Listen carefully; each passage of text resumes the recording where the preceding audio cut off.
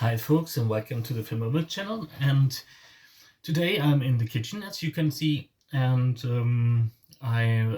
it's officially autumn now, and I got some really nice walnuts that I foraged for, and some sweet chestnuts, and I want to show you how I make my rendition of a traditional Persian drink, which is a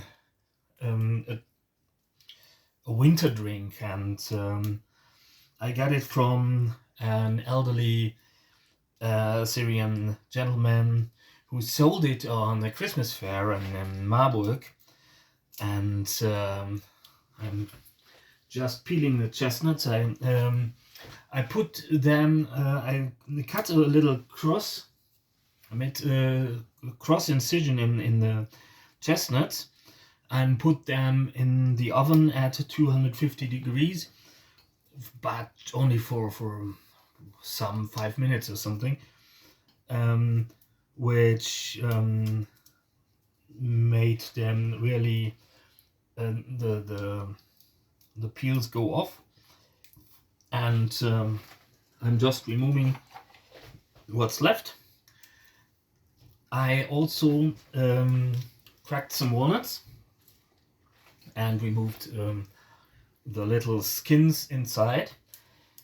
And now what I'm doing now is I'm bringing water up to a boil, and you want sort of a rolling boil going on, and and you can actually crumble the chestnuts and cut the walnuts as in little pieces. These are rather fresh, so I can actually use my hands to crumble them. And I got a handful of sweet chestnuts and a handful of walnuts, and I also got some hazelnuts, but I think that I will spare them and save them for later. And this one's a little bit, the small ones are a little bit difficult to get the skin off, and but if you I had to put them aside, and if they are warm you can peel them more easily, so don't do that. So what I'm left with is something like this.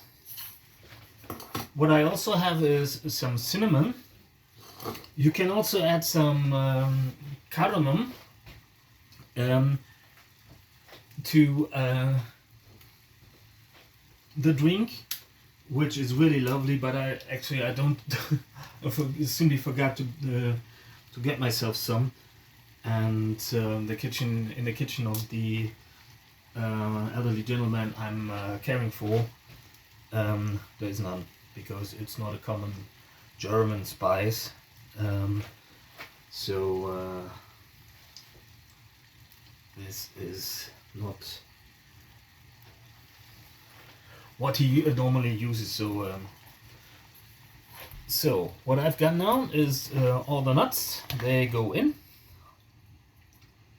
and you want to boil them some.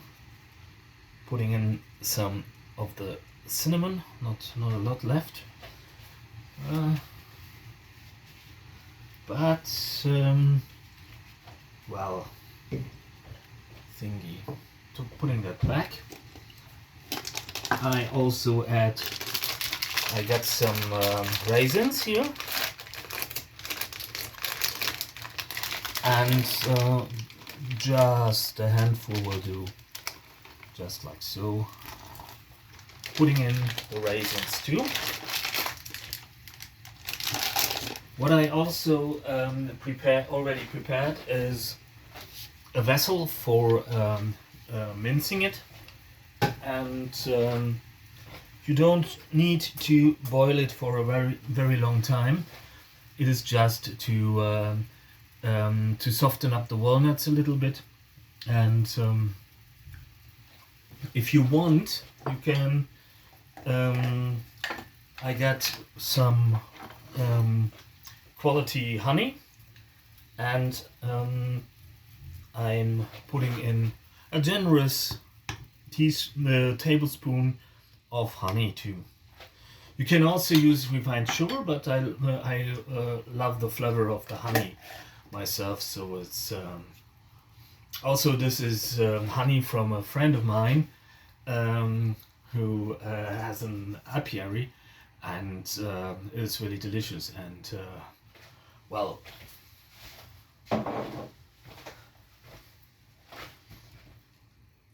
and they are doing a little bit of a stir.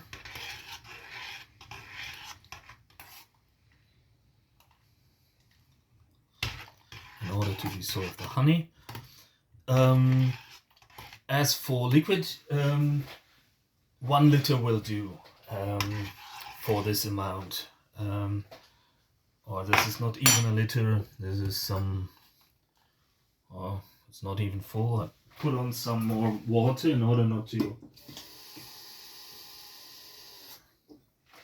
in order to cool it down a little bit. And what I want to do now is removing that safety ring, and I'm just putting in my nuts and the water. Take care to put in all of it. White raisins and spices and all the goodness.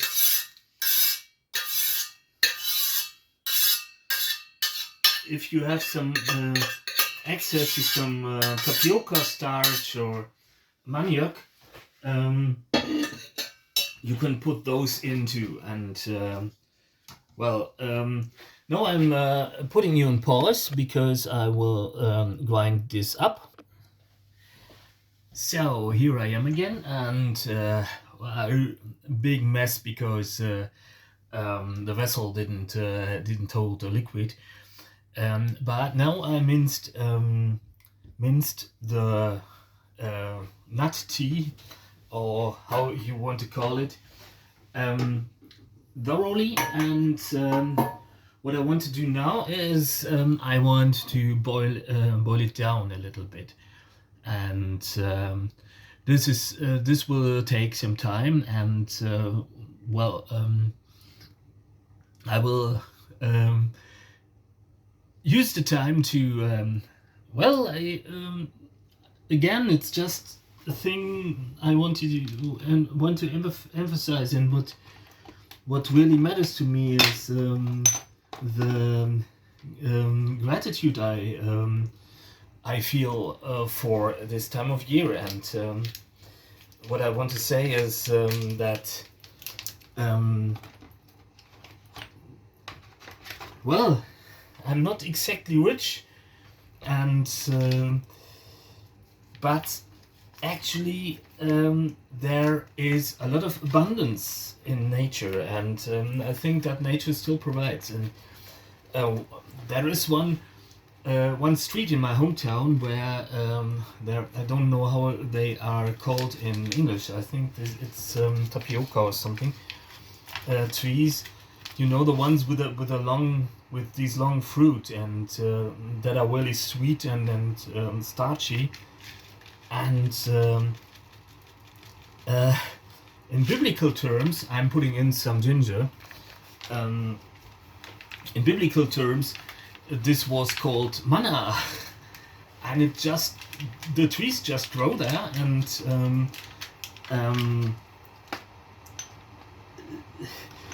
well, this is the food of the faithful, and in the Bible. And the thing is, um, the street cleaners come and dispose of it. And I think, personally, I think that this is something we as a culture can't be proud of. And actually, I've resolved myself to go there and get myself some of them and maybe use them for something, maybe even for sahle, um, because it would be the missing ingredient. Um, in the original recipe calls for orchid roots, but orchids in Germany are subject of conservation, which is a good thing because they are on the verge of extinction, or some of them are, and so that's a good that's a good thing that they are protected under conservation laws. And take this spoon. Don't want to take another. And so obviously orchid starch is not an option in Germany, and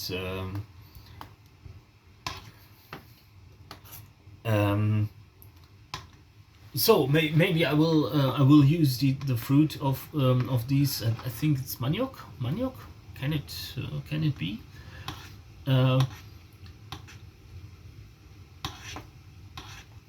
And it's all there, and these nuts. That this is a wild walnut and a wild chestnut tree, and this is not because I want to make fun of the elderly gentleman I'm caring for, but because it's just so commonplace in our culture. When I came and offered him some sweet chestnuts I foraged for, he was like, "Wow, they are much too small." Well, but they are free. They're for free. And we are so accustomed to all these shiny things in the supermarket that don't taste of anything, that we forget the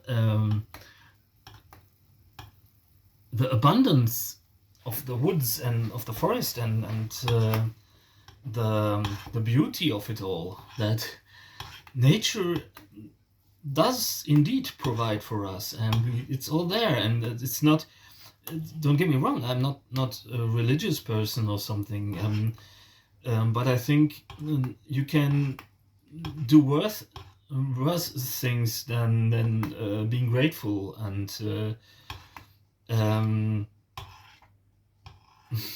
value what creation has to offer. And I certainly do. And actually, oh, that's lovely.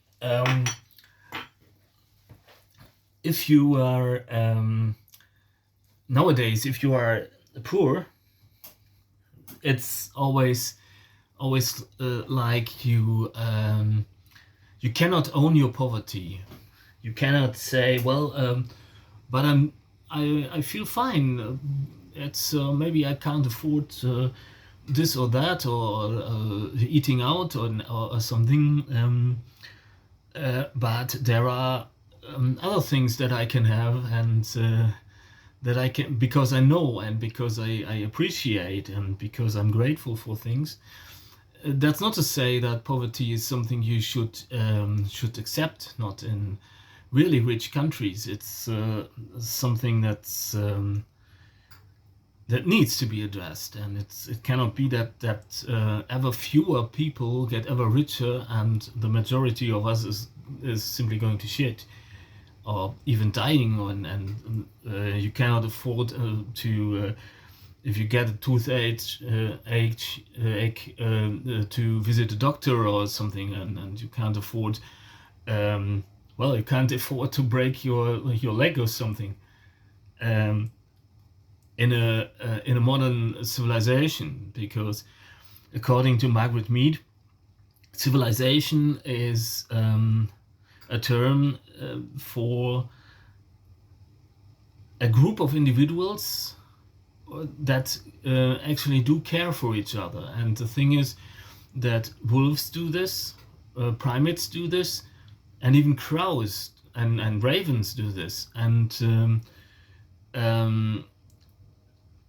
people are always like, well, the wolves, they will eat each other, and well, yes, but humans too. If you look at humans after a plane crash, and would would deduce human behavior from this special occasion, that would be a logical fallacy. And so that's not something you can safely do scientifically. And the thing is, we are actually losing civilization, and poverty is a sign of it. So I'm not saying, well, everything's great and get yourself up by the bootstraps. That's not what I'm saying. I'm saying, well, you deserve to feel like shit because it is designed that way. It's not what I'm saying, but I want to say you can disrupt the system by owning your poverty, by finding alternatives to the system, and this is one. And it is really simple, and it's nothing, not even something political. It's just tasty. And also the way I came across the recipe is something I believe in, because I talked to a migrant, and said migrant has something really valuable for me to offer, namely said winter drink, which we only learned of by talking to him. And we tried it, and then it was just love at first sight, at first gulp, if you so will, because it's really cozy, and it's warming and filling. And actually, normally there are no chestnuts in it. This is forager's salep, as I like to. That's my recipe, as I like to call it. And what this boiling does, it releases the starch from the sweet chestnut, making a substitute for the orchid starch, which, as I said, isn't an option in Germany, and actually not if you are halfway responsible at all. And also there are no raisins in it, but I wanted to cut down on sugar. And it doesn't take long if it's looking like a little bit like milk, like so. You're actually there. If you remove the froth,